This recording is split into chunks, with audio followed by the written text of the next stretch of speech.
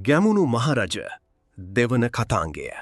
රාජමාලිගාවෙන් නික්මගිය කුමරු කොත්මලේ ප්‍රදේශයේ සැංගවී සාමාන්‍ය ගොවියෙකු ලෙස ජීවත්වෙමින් සිය ශක්තිය රහසින් සංවිධානය කළේය.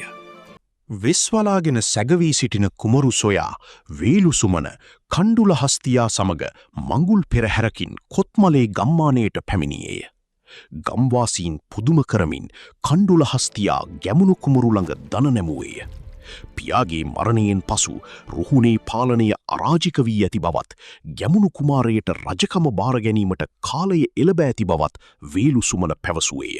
පින්වත් කුමාරයාණෙනි, පියාණන්ගේ අභාවයෙන් රුහුණ අද අනාථ වී ඇත. මගුල් ලතා ඔබ එනතුරු මග බලා සිටී. රජකම බාරගෙන අපේ දේශය රැකගන්න.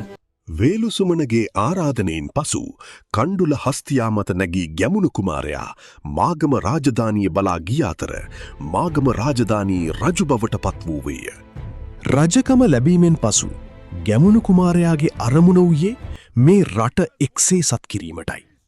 ඒ සඳහා දස මහා යෝධයන් පිරිවරාගත් රජු කඩොල් ඇතුපිට නැගී අනුරාධපුරය දෙසට ගමන් කළේය.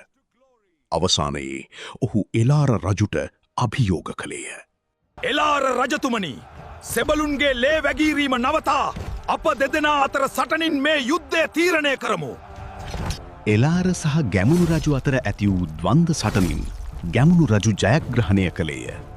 යුද ජයග්‍රහණයෙන් පසු ශ්‍රී ලංකාව ඒක්සේ සත් කළ දුටු ගැමුණු රජු සම්බුදු සසුන බැබලවීමට රුවන්වැලි මහා සෑය ඉදි කළේය.